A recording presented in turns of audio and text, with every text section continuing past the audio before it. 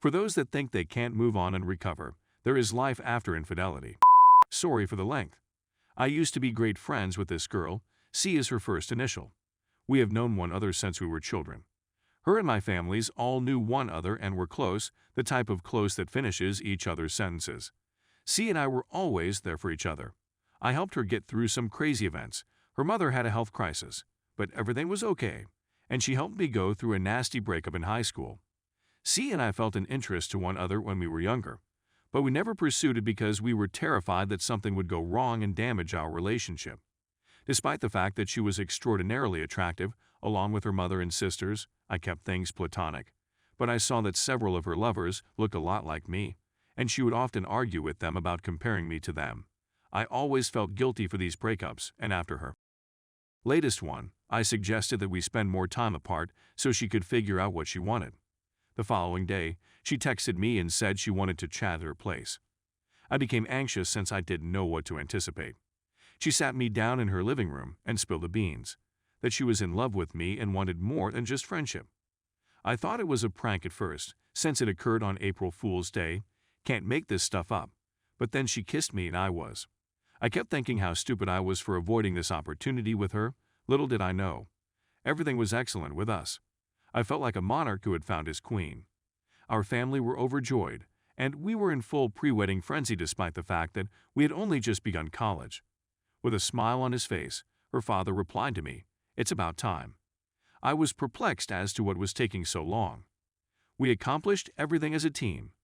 We had many good and terrible moments, but we always faced them front on and never concealed anything from each other. Yup.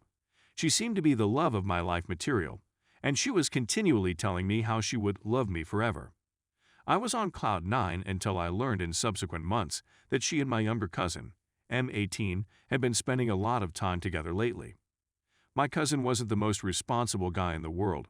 His father abandoned him when he was 8 years old, but I always watched out for him and considered him a little brother.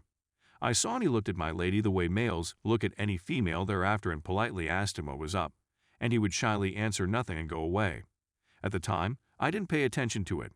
C and I were sitting in my room watching a movie one night when she whispered, "Please don't ever leave me," in a mournful voice. I informed her it was never going to happen, but all she did was give me a sad grin. Things began to change after that. She got aloof and continued to withdraw from me. Even when we had, as much as we enjoyed it, it seemed to become a ritual to make me happy rather than to keep us happy. This lasted around 5 months. She was back to normal by Valentine's Day. All love, joy, and undivided attention. I'd even saved up enough money to buy her a diamond necklace. It had been a pleasant day, which made what transpired all the more painful. I had planned to propose to her that night, but I had neglected to get the ring from my hostel. After I sent her off, I returned to my vehicle and checked to see whether it was still there before driving away to my dorm, and it was, so I slipped it beneath the seat. I was about to walk back in to surprise her when I saw my cousin drive by and park right in front of her home. He didn't notice me since my automobile was in the shadows, but then he walked to the door, opened it, and they started conversing. He continued to attempt to kiss her, and she politely declined, but soon they were in full make-out mode. She grabbed his hand in hers and led him inside, not even bothering to close the door completely. I was furious. I really began breathing heavily and quickly, as if I was about to pass out. I couldn't believe what I had just seen.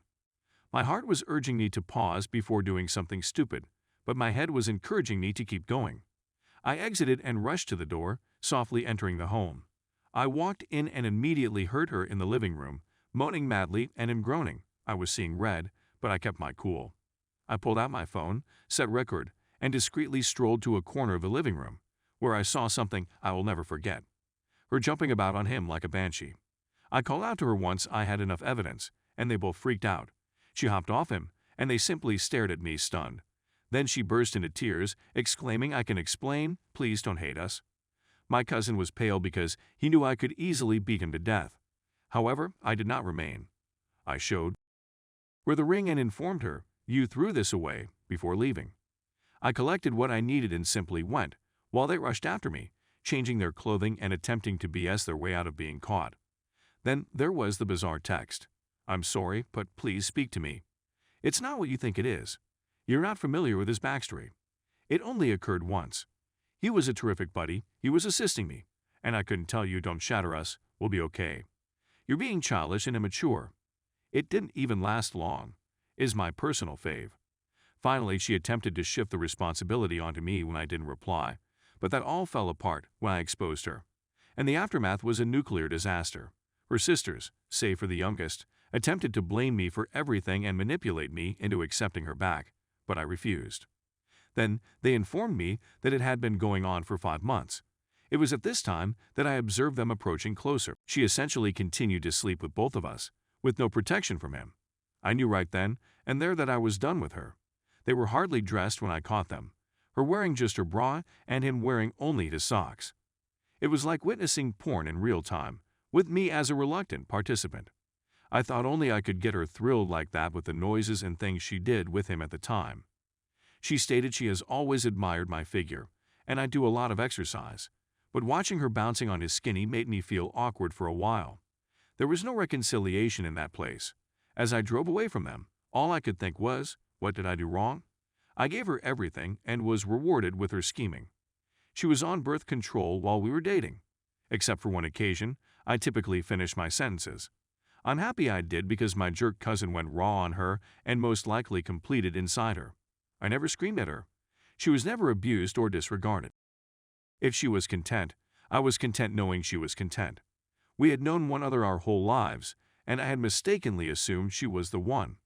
We once went to the mall for a tarot card reading, and the woman there informed me that a great love would find me.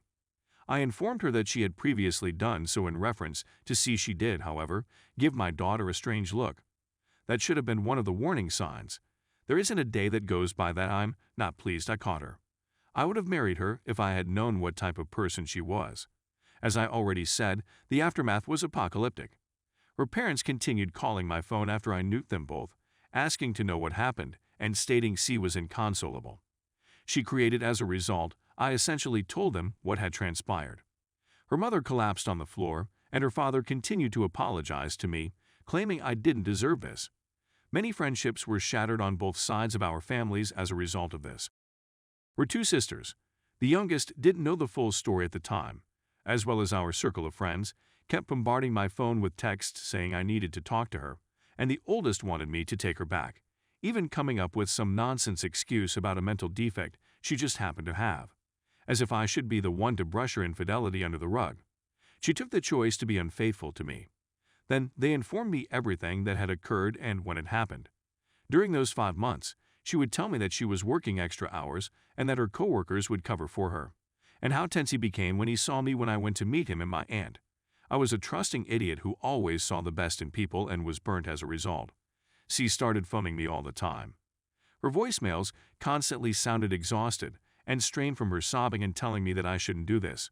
She felt as if a part of her died when I left and pleaded to talk to me, claiming that I said I'd never abandon her. I couldn't stand hearing her anymore, so I blocked her. I didn't reply to any of her texts. My cousin attempted many times to contact me, but I ignored him as well. I'll never forget the smug smirk he gave me as I drove away when I noticed him in my rearview mirror. I knew if I saw him, I'd want to harm him, and I knew I could do it easily, and he knew it. But no amount of prison time is worth my freedom. My aunt told me that he felt terrible, which he didn't, and that he did what he did because he wanted to know what it was like to be me. After that, I was done. I avoided both of them, walked away, and never looked back. At the time, I was 22, she was 20, and he was 18. Stay tuned for the next part.